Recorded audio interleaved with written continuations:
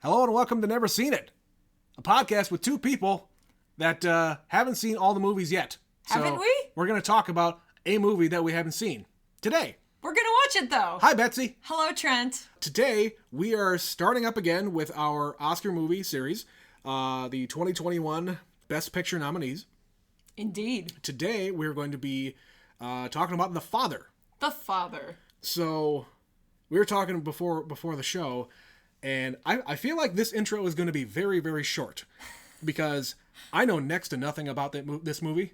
Do you, Betsy? This movie is called The Father. No, yeah, I know it is Olivia Colman and it's Anthony Hopkins. Or Anthony Hopkins, depending on if you're British or a lousy American. He's Welsh, actually, is he not? He's Welsh. I have no idea. He is. I believe he's Welsh. He has an incredible online persona. That man is insane on Twitter and whatever other socials that he's on. He films some nutty crap, just some video of him looking like a lunatic with giant eyes and his tongue hanging out. Yeah. And he posts it on the... Dude. He has Academy Awards.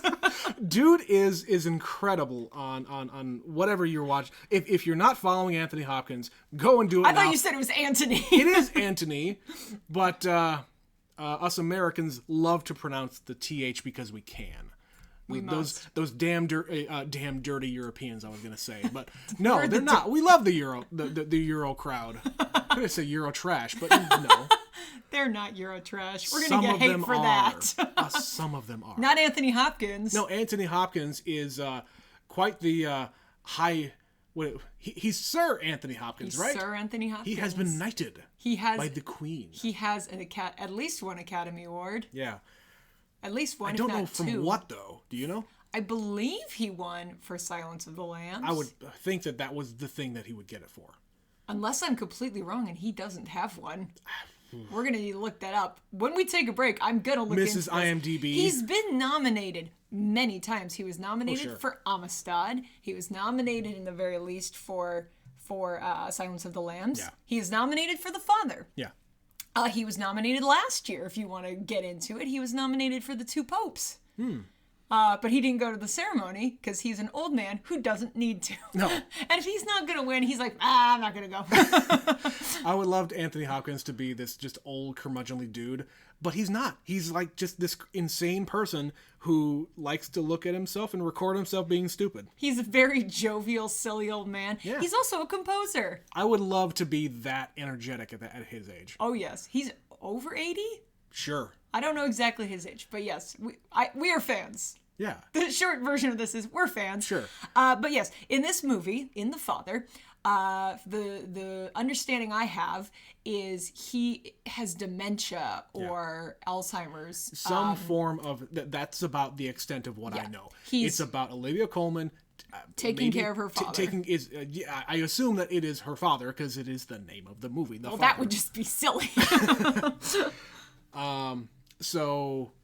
Yeah, it's Olivia Colman taking care of her father, Anthony Hopkins, as he possibly goes down. As he deteriorates. Yes, exactly. Thank you. That's a good word. As he deteriorates over time.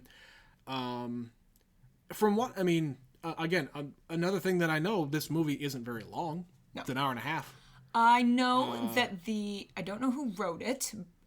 Again, I will look this up because I believe they were also nominated for an Academy Award. But they wrote it with Anthony Hopkins in mind. They were writing this film. I like those kinds of movies. Yeah, they basically wrote it for a specific person and said, we got to get this person. Yeah. And then they agree. Yeah, that's the other half of the battle. That would be the kicker if you don't get them to do the movie. Yeah, that's the other half of the battle. Like, you write something, you put your heart and soul into something, and they say, no, that's trash. What are you doing? Mm-hmm. Why would I say yes to this? It's right. It's garbage. Right. And Olivia Colman, another Oscar winner. Yeah. For an insane movie. If you haven't watched The Favorite. Oh, man. We should have been doing this, was it 2 years ago that was out? That was 2 years 2019. ago, Oh, my. That was at the bottom of my list, but not because I hated it. Yeah. It was just so weird. You didn't know what to think. Just so weird. I would probably have to see it again to get more out of it. Mm-hmm. Maybe we'll do a special series where we rewatch. We revisit. Oscar movies revisited, yes. Yes. But Olivia Colman, I have to suspect that this movie is probably going to make me cry. Sure. Just knowing the source, the material that they're going to cover, the topic they're going to cover. And this is serious stuff. I mean, we know people personally. Absolutely. We know people personally who are currently going through this. Mm-hmm. We have friends who have lost family members to this condition. It's really sad. It's I mean, there's not really much more you can say. Yeah. But and it's something that isn't depicted on screen very often because it's hard to do. Yeah. And if they do it, it's like a comical thing. Not always. No, they made that movie a few years ago that Julianne Moore won for. Still Alice? Still... It's just Alice. I thought it was called Still Alice. Anyway, maybe I'm thinking you know the one I'm talking about, but she's diagnosed with early onset Alzheimer's, and she's like in her 40s. Oh, geez. And she goes fast, and it's a rough movie to watch. So I understood why she won for that. Sure. But yeah. Okay. So that's what we know. Not a whole lot. I suspect it'll be sad. I suspect the acting will be tremendous. I don't know anybody else in this movie. No. So, I haven't even seen the trailer. No. That's how little I know about this. I maybe saw a clip and I gleamed this information from that. Yeah. So. Well, we probably saw the clip during the nominations. Yeah. That's probably it. Yeah. Or the Golden Globes. Whatever it is, yeah. Because we watched the Golden Globes and this was nominated for that too. Yeah. Anywho. So, yeah, we're going to go watch The Father. We'll be right back.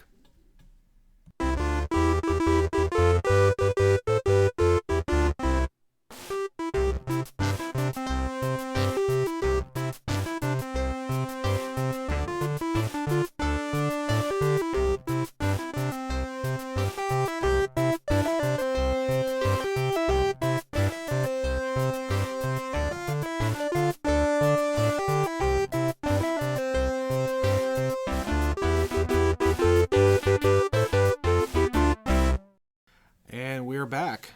Hi, Betsy. Hi, Trent. You had a lot of reaction there at the end of the movie. Let's just call that a bag of emotions. Okay. Give that man all the Oscars. Give that man all the awards. Right. Oh my God. For being 83, he is a nimble, sharp man. And to play this role where you are kind of, in effect, losing your mind. To effect, yeah. To effect. So many lines. Oh my gosh. So many lines. So many emotions. And that was a roller coaster. He has to play it off so well in order to nail it. Mm-hmm. I was convinced. Yeah. I thought I was going crazy.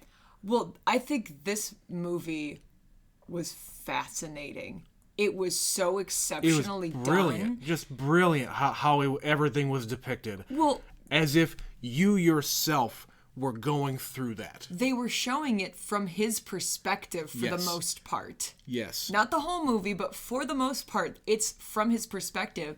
So the first time they do it, and you as the viewer is just like, what? Whoa.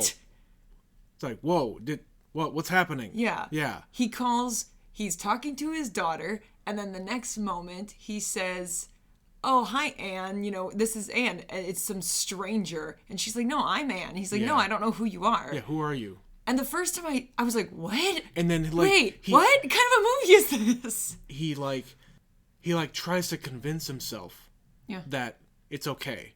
It's like, oh, okay.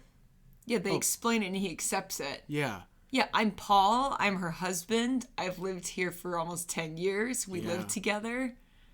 Yeah, that back and forth throughout the whole movie, it is deeply unnerving as a viewer, but it completely brings you in. You're bought in. You are committed. I am completely sold on this entire journey. You completely understand what it is he is going through because you as a viewer don't understand what's happening. I am in emotional pain right now because of this. And I'm not trying to play this up. I don't get that kind of reaction out of movies a lot. No. But hey, we just watched the damn movie. And we just finished it. And I had to take a moment between the time I sat down here and when we got up from watching the movie. Mm-hmm. It's devastating. It's devastating because he's lucid enough to know sort of what's going on, but he absolutely also has no idea what's going on.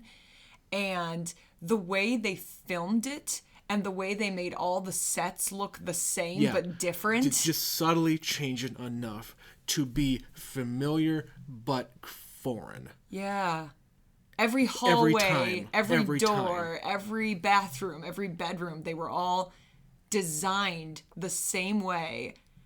And the bathroom, all the rooms. And sometimes I was getting confused, like, wait, are we in his flat and their flat? It took me a while to go to realize that he had moved from his place to her place, then to the hospital. Yeah.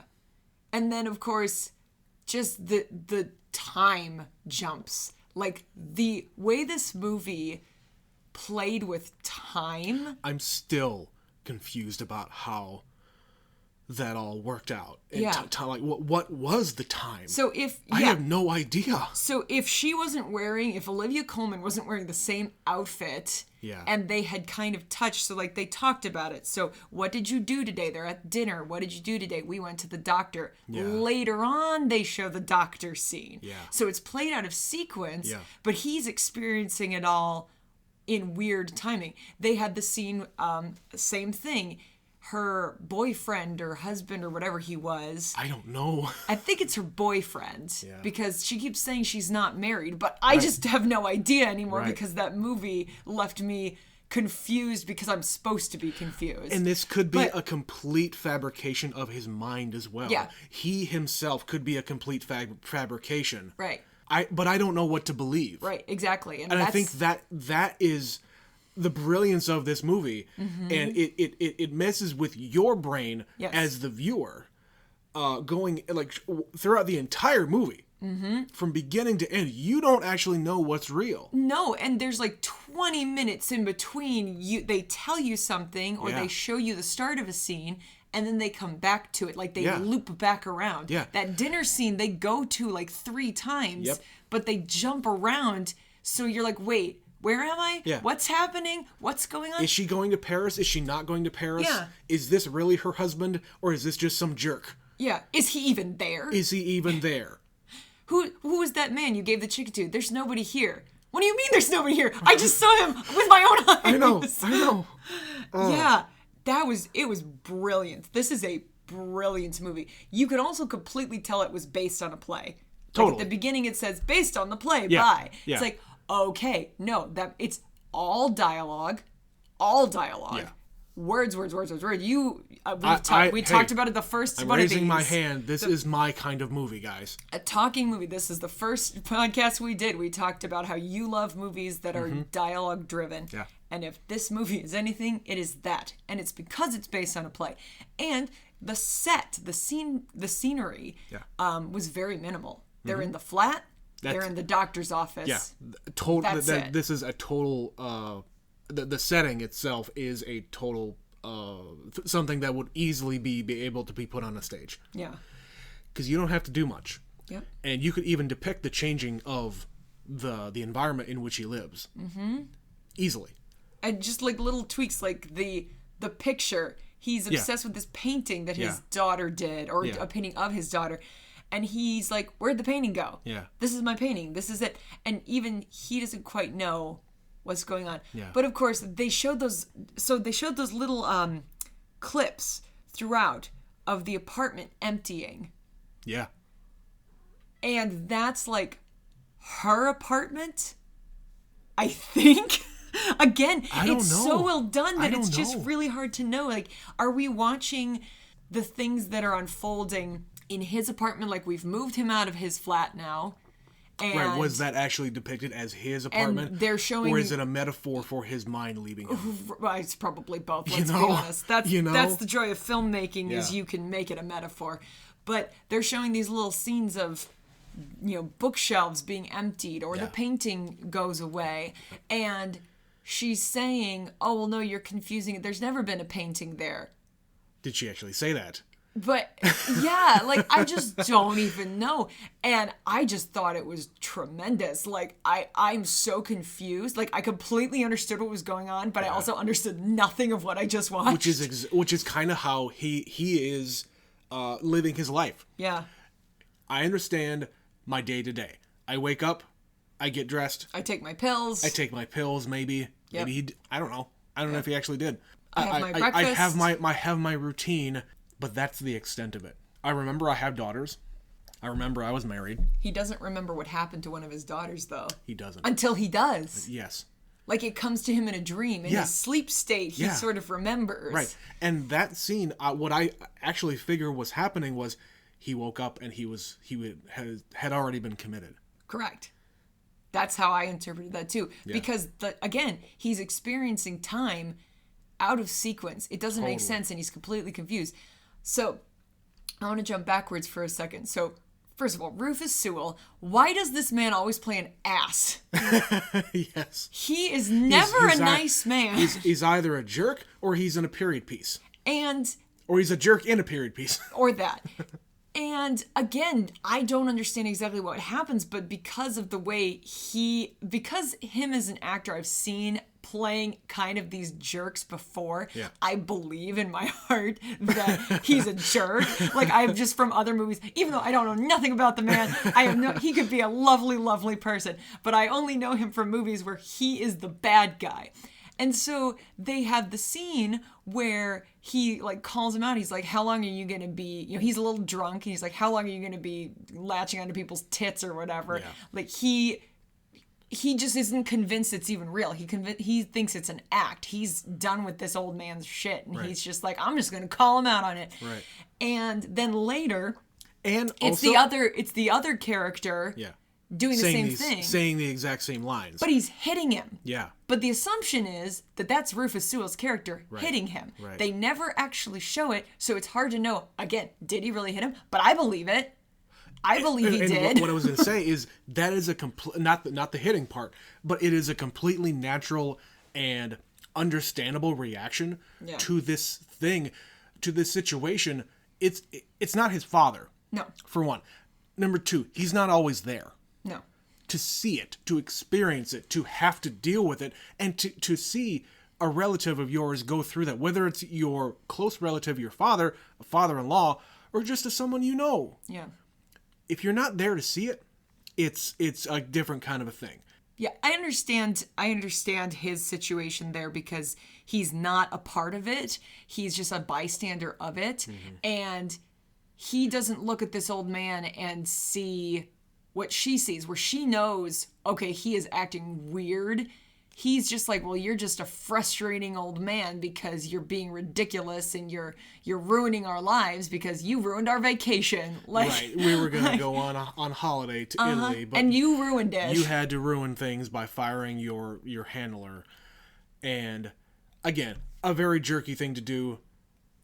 And at the same time, I don't know if this person is real. I just don't know.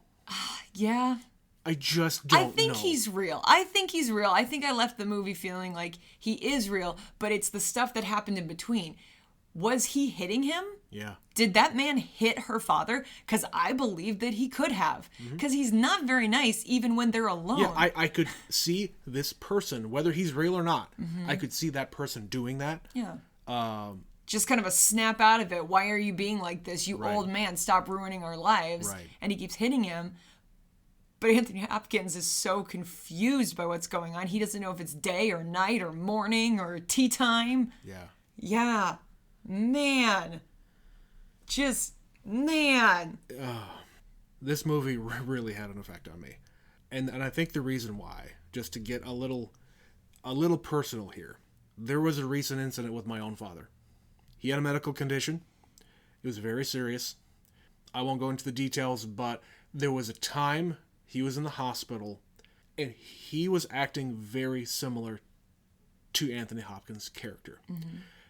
My father didn't have any kind of mental issues, but he had a condition where when he was in the hospital, he really didn't know anything.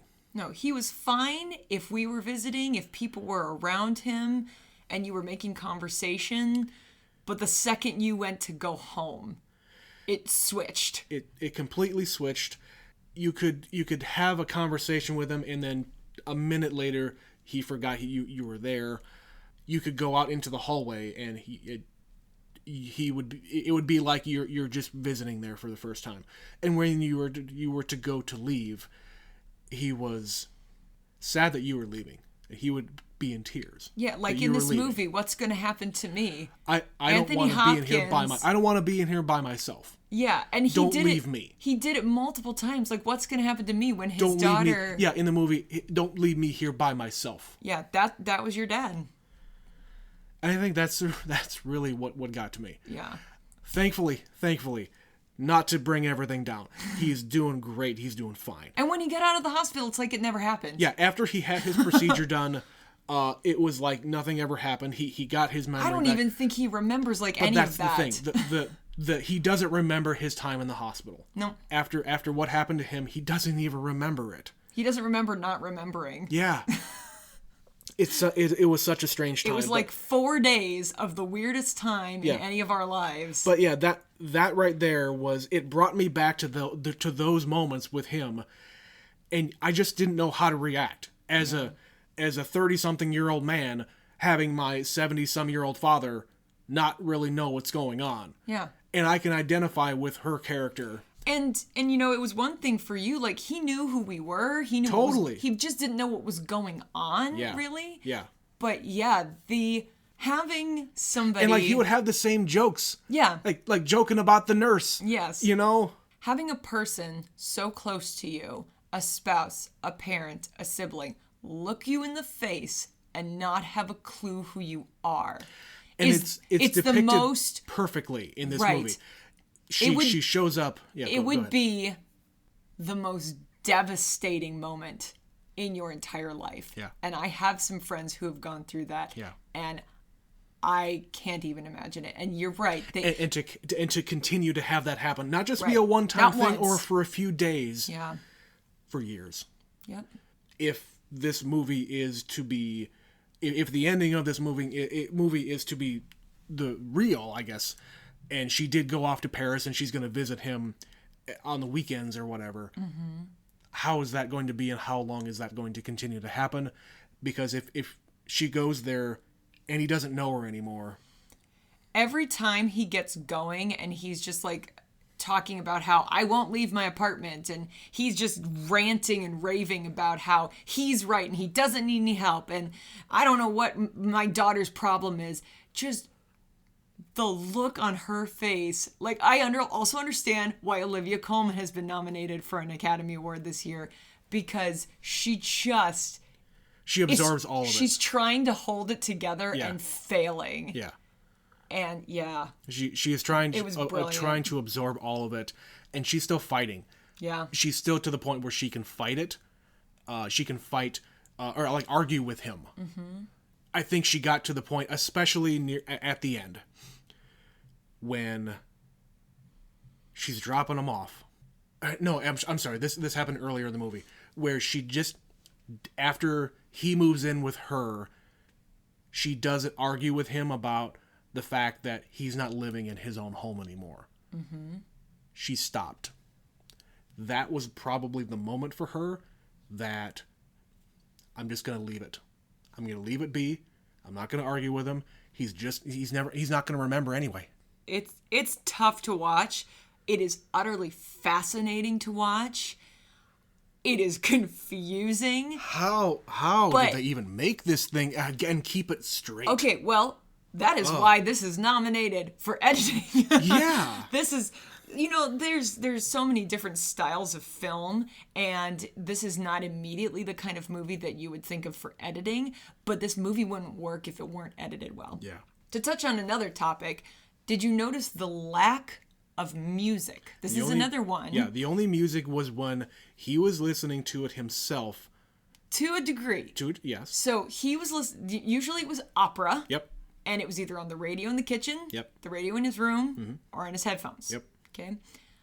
When there was music, it was like a scary movie.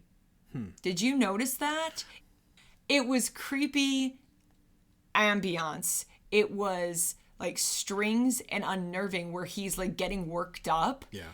And this movie could easily be like a horror movie, like on a dime. It's scary. Mm-hmm.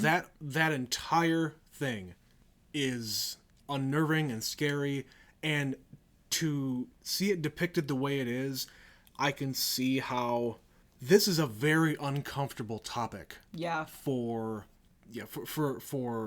children of parents that are going through this, even their friends. Like Betsy, you said you've got a friend who has unfortunately gone through this, and their parent has actually passed away very recently. And we've seen, certainly from afar, that just how hard it is for anybody around them to try to have an understanding. The strength required.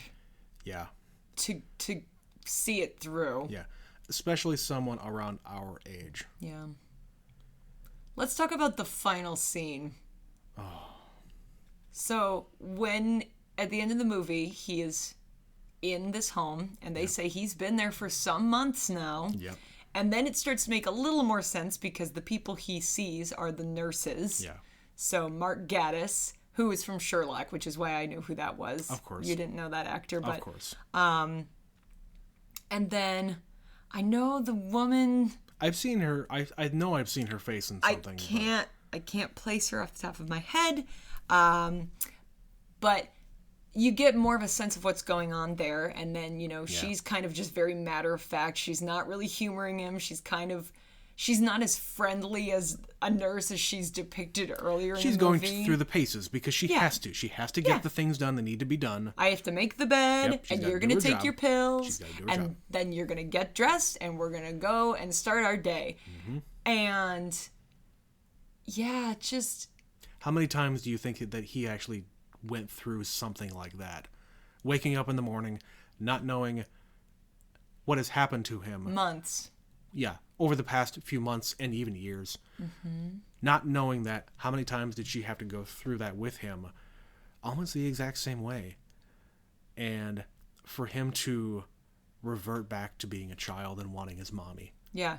He literally just starts sobbing. After he said... Do you think she'll come visit me? Yeah. Anne? No, my mommy. Yeah. After he asks, well, who am I? Yeah. And I think that's not him forgetting his name or who he is or anything like that. I think it's him not really having an identity anymore because he's struggling so much with the little things, like knowing who he is and what he's doing there, what he has become is it was hard to watch. That was his best scene by far. Mm-hmm. By far of the entire movie, that last scene. But he's all over. He's charming. He's funny. Yeah. He's angry.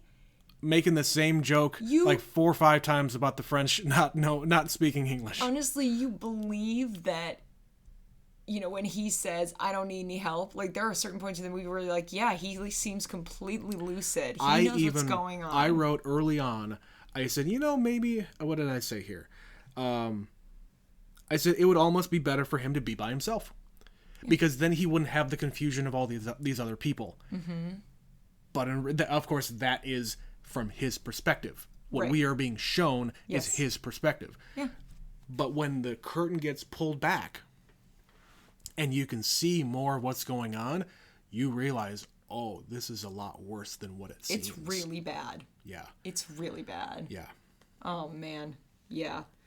In any other year, I think that this would be a no-brainer that he would win. Like, he's so good in this movie. Holy shit. This is a banner year. We're only 5 movies in now? Yeah, this is number 5. This is a banner year for acting. Yeah. Oh my God. If you want to talk about anything at length this year, it's the acting in these movies. Yeah. And it's a range. It's like dark and funny and moving and angry and sad. and sad and funny. Yeah. Like, it's, yeah. I mean, hey, we joke about, hey, here's our cry count. Right. I had tears. I don't get tears in watching movies. No. You get emotional. I totally get emotional. But man, it happened twice. It was when she was saying goodbye, dropping him off at the hospital, and in the final scene. Yep. Oh. Yeah, just devastating. I was definitely emotional. I didn't make it all the way to crying, which I was kind of surprised by the end. Yeah, that's surprising for you. I thought so, but I think I was just so utterly fascinated by the entire movie. Yeah. So I kind of forgot what I was watching for a second, and that is a sign for me of a fantastic movie where I kind of forget. I'm just watching these people. I didn't take a whole lot of notes. People. I really didn't, because me either. I started and I was like, wait, what's happening here? Yeah. Is this a time jump? Yeah. Wait, who is Olivia Colman if this is Anne? What's Right. And then they kind of backtrack and they go, okay, but this is basically what we're showing you. And then it made more sense. And I stopped taking any notes after that. I was speculating and I just said, you know what? I'm gonna just see this through. Yep. It's only an hour and a half. I'm not gonna have to remember that much, but I just wanted to see it through, and yeah, the notes I took were one of them I already said about him being by himself, something about, people in this position tend to be jerks at times, be mean. They lash out. Yeah, and it's because it's their own confusion getting the better of them. Yeah, and they lash out, and they don't mean to at all. But then they turn on a dime and say, "I used to be a tap dancer." Yeah, like, I was an exquisite dancer. What? What? And and then he didn't even remember saying that. No, it's like, you really liked her yesterday. You told her you were a dancer. Did I? Imagine that. Yeah, and I think he struck the exact right tone for this, because obviously Anthony Hopkins is not sick. No. But 83. But the movie, like I told you while he was saying it, they asked him his birthday in the movie, December 31st, 1937. Friday. That's his real birthday. Yeah. December 31st, 1937. The man is 83 years old. And there are not a lot of 83-year-olds that could do what he just anywhere did. Near that. Not remotely close. Oh. No. That was words that he had to learn. And again, written for him. So whoever did write this wrote that in his style, his cadence, his everything. Yes. Well, thank you for segueing to that, because the people who wrote it were nominated for Best Adapted Screenplay, and it's well-deserved. Christopher Hampton and Florian Zeller. And I think it said that Florian Zeller actually wrote the play initially. Okay. So he just had some help bringing it to the screen. I wonder who actually played it in a play. I'm sure we could probably find out. Maybe it was Anthony Hopkins, for all we know. Anthony. Hey, they even said it in the movie. It's true. You made a valid point. Everyone called him Anthony. So yeah, this is up for 6 Academy Awards. So Best Actor. Yeah. Best Actress in a Supporting Role for Olivia Colman. Best Adapted Screenplay. Best Achievement in Film Editing. Best Achievement in Production Design, and Best Motion Picture of the Year. And I think those are all incredibly well-deserved. I would not argue against any one of those. No. Well, and production design for a show... It's very subtle. Well, look. So production design for something like this is really... It's really important to make it work. And it's also really hard when you are limited to a certain number of locations. Yeah. Anytime you have a movie that's basically a play that has been filmed. Yep. Think, like 12 Angry Men. It's like in a room and in the bathroom, and that's it. Yeah. And it's similar to that. You have to find ways to make it compelling. And this is like a massive, beautiful apartment. Yeah.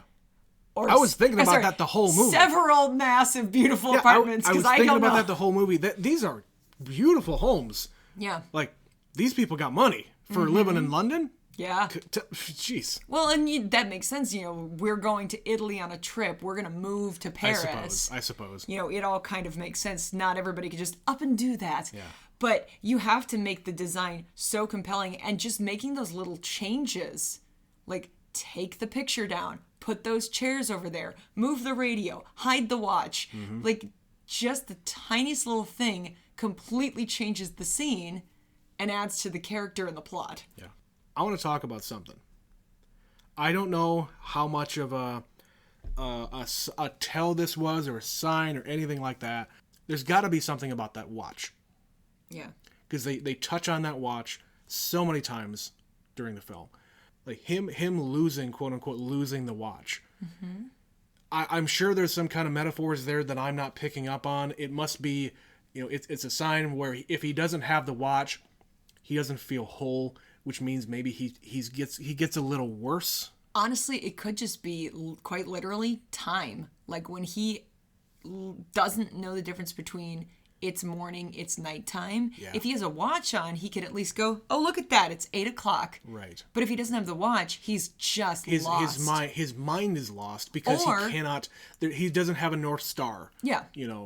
Or it's the opposite, where it just confuses him more. So at the hospital, they probably took it away from him. Yeah. But because he doesn't know what's up and down and here and there, when he's in the hospital, he still thinks he's in the apartment. He still thinks he's at the doctor's office. He doesn't know where he is. And his bedroom looks pretty much the same as what it did. And that's why I'm saying, Yeah. Was it real? Was it all fake? I don't know. Oh. Like, I had next to no expectations for this movie, because I don't know what it is. All I knew is the two people in it and that he had dementia. Yeah. And this was so much more than that. Yeah. I thought this was going to be really sad. This was just magnificent. This is the definition of defying expectations. Absolutely. I would say the only other movie to come close to this one was The Phantom Thread. As far as ones we've seen together. Maybe. And movies that completely came out of nowhere and surprised us. Yep. And we ended up loving it. And we were kind of like, oh, okay, I guess we're going to go watch that movie. Let's go watch this arty film about fashion. Sony Classics put this movie out. Yeah. And they're always these, like, highbrow, British, very art house films. Art house is an art house company. Yeah. Sony Classics. They have a lot of tremendous, wonderful movies. And so I'm like, okay, I wrote down, they make good movies. Yeah. And I should have known when I wrote that down, the title card, that I was probably going to like this. Yeah.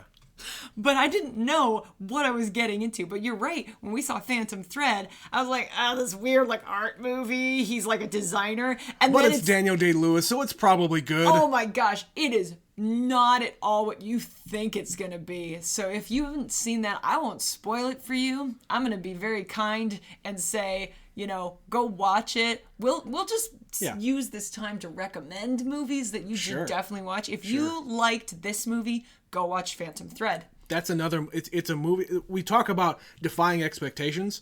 I just said it. I did not think that movie was going to be good at all, and it ended up being one of my favorite of that year. It's so good. It's so good. It's so weird. I love it. So yes, if we've piqued your interest, go watch Phantom Thread. Yeah. So there you have it. That's the father. That's the father. Wow. Man, it is going to take me a while to process this one. I say this every time, but this one especially more because it is deeply personal to me. Yeah. I don't know. It's too early to rank anything at this point. As far as a movie for impact, it's this one and Promising Young Woman. The movies that just knock me on my ass, and it's like, whoa, this is something. Mm-hmm. And the thing about this year is we were in a pandemic when all these movies came out. The landscape would have probably been completely different. Yeah. There's a lot of movies that would have come out that didn't. Yeah. And there's a lot of movies in this bunch that maybe never would have gotten recognized. And that would really upset me because so far I have not really been disappointed. I have liked all these movies. Yeah. For completely different reasons. Yep. Well, Trent, we got 3 more of these to watch. 3 more. All right. With all that being said, we're going to get out of here. In the meantime, if you want to reach out to us and tell us how good we're doing, if you have any complaints or corrections. No corrections. We are infallible. Oh. Well, that's right. We're always right. I forgot. There are no corrections. It's impossible. So reach out and just tell us how amazing we are and Yes. how much you love us. Yes. And But only me. no, but only me. Me. Oh, you? Me. Oh. We might have to set up a separate thing for that. But anyway, reach out to us. Follow us on Twitter. Our handle is neverseenit_pod. Or you can email us. They still have email, right? Somewhere. Okay, the electronic mail. I think they do in Europe. Oh. That one is neverseenitpod@gmail.com. Yeah, don't send it to the other people. No. Send it to us. Those podcasts are not worthy of your praise or your scorn. Or your email. But yeah, we'll be back next time with another Oscar film. Until then, this has been Never Seen It. Bye. See you later. Bye. Bye.